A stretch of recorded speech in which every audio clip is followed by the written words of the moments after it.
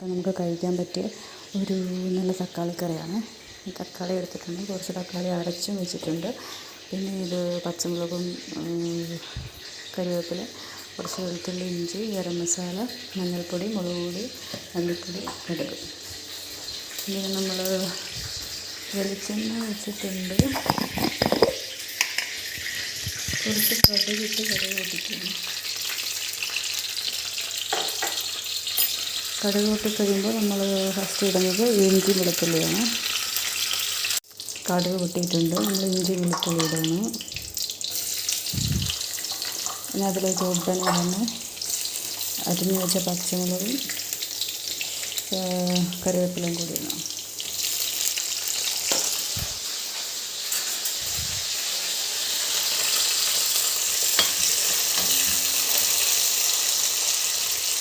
ഇനി നമ്മളിതിലേക്ക് അരിഞ്ഞ് വെച്ച തക്കാളി ഇടുകയാണ് കേട്ടോ.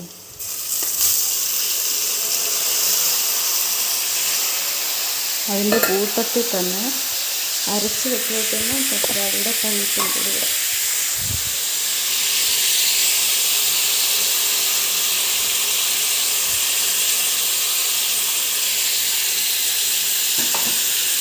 ഇനി നമുക്കിതിലേക്ക് മുളക് പൊടി ഒരു സ്പൂൺ, പിന്നെ മഞ്ഞൾപ്പൊടി ഒരു ടീസ്പൂൺ, ഒരു 2 ടീസ്പൂൺ കുറച്ചുകൂടെ, പിന്നെ കുറച്ച് ഗരം മസാല അതൊരു ടീസ്പൂൺ, പിന്നെ കുറച്ച് മല്ലിപ്പൊടി അത് ഈ 1 ടീസ്പൂൺ, പിന്നെ ആവശ്യത്തിന് ഉപ്പും കൂടി ഇട്ട് നന്നായി ഇളക്കി എടുത്ത് കഴിയുമ്പോൾ നമ്മുടെ കറി സെറ്റാവും.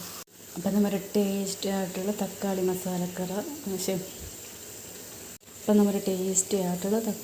മസാലക്കറി റെഡി ആയിട്ടുണ്ട്. ഇത് നമ്മൾ സവാള അങ്ങനെയൊന്നും ഇടുന്നില്ല.